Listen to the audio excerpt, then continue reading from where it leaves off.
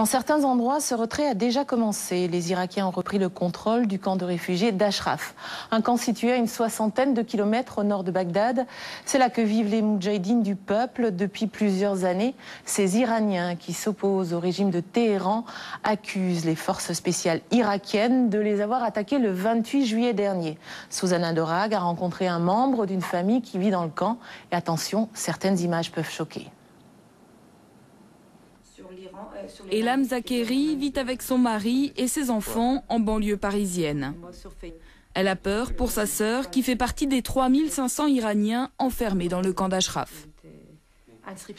Aujourd'hui, je suis terriblement inquiète sur sa situation. Il a été blessé, mais pas blessé grave, mais quand même blessé.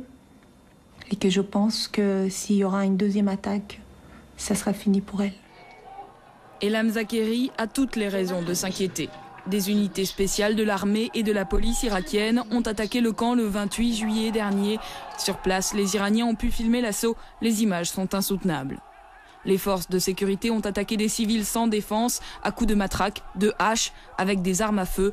Le bilan d'Amnesty International, 11 morts et 300 blessés. 36 personnes ont disparu sans laisser de traces.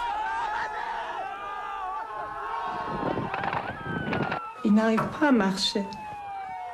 Il a été décédé quelques heures après ça, parce qu'il n'y avait pas de soins, parce qu'il n'y avait pas de médecin. En 2003, les États-Unis ont pris le contrôle du camp. En contrepartie de quoi, les Iraniens opposants au régime de Téhéran ont accepté d'être désarmés. Seulement voilà, en mai dernier, les Américains se sont retirés du camp d'Ashraf, laissant ses habitants sans défense.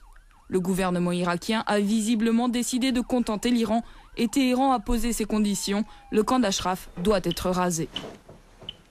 À l'autre bout du fil parle Sama Alvey, une Iranienne qui parle français. Elle vit dans le camp avec ses parents. Allô, salam alaikum.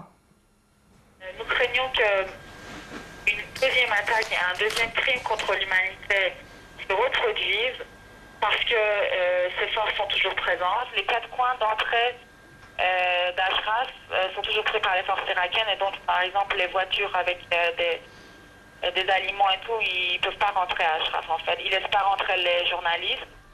Des dizaines d'habitants de Ashraf ont entamé une grève de la faim pour alerter la communauté internationale sur leur sort. Par-dessus tout, ils souhaitent que les Américains reprennent le contrôle du camp.